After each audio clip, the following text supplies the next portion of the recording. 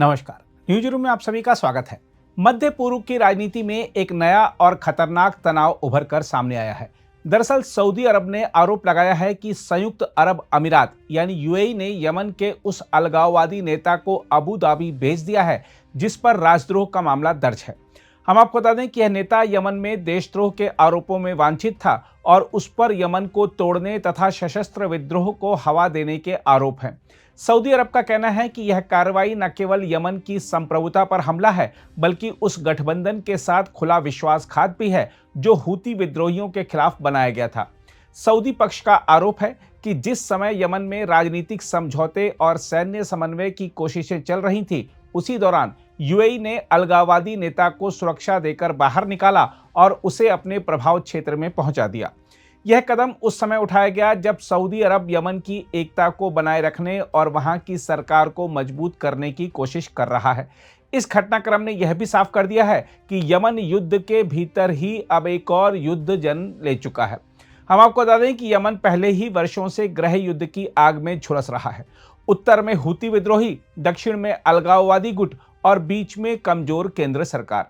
Saudi अरब और UAE लंबे समय तक एक ही पक्ष में खड़े थे, लेकिन जमीनी सच्चाई यह है कि दोनों के हित कभी एक जैसे नहीं रहे। अब यह टकराव खुलकर सामने आ गया है।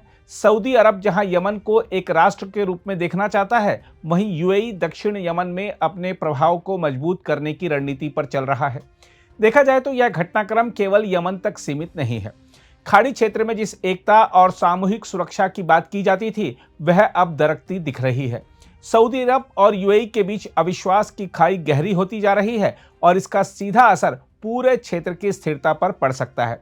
साथ ही सऊदी अरब और यूएई के बीच टकराव की यह खबर साधारण नहीं है। यह मध्य पूर्व की राजनीति में एक बड़े भूचाल का संकेत है।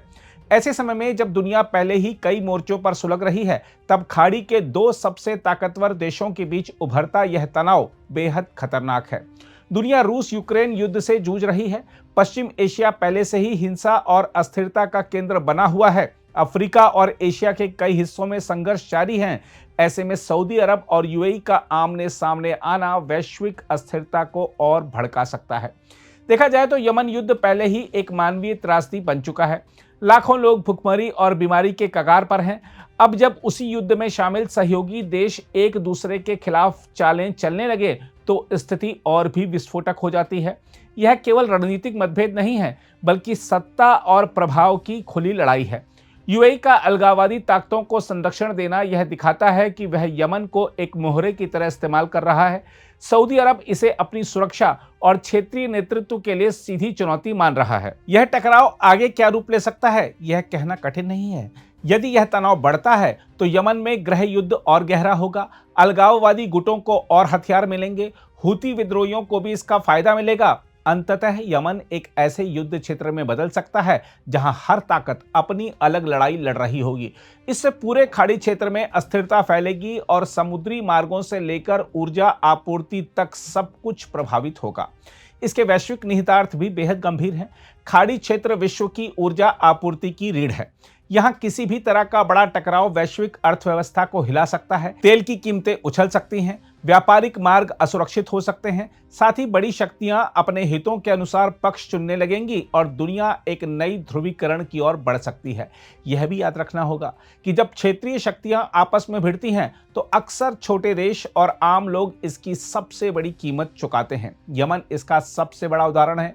इसके अलावा सऊदी अरब और यूएई का यह टकराव यदि खुली दुश्मनी में बदलता है तो यह केवल दो देशों की समस्या नहीं रहेगी बल्कि एक वैश्विक संकट का रूप ले सकती है। बहरहाल, यदि खाड़ी के ताकतवर देश अपने तात्कालिक स्वार्थों के लिए पूरे क्षेत्र को आग में झोंकते रहे तो इसका परिणाम विनाशकारी होगा। दुनिया पहले ही युद्ध और तनाव से थकी हुई है।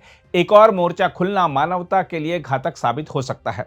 यह खबर एक चेतावनी है कि यदि सत्ता की भूख और रणनीतिक अहंकार पर लगाम नहीं लगी तो आने वाला समय और भी अंधकारमय हो सकता है। अगर आप भी लेना चाहते हैं देश दुनिया की तमाम जानकारी तो आज ही सब्सक्राइब करें हमारे चैनल को।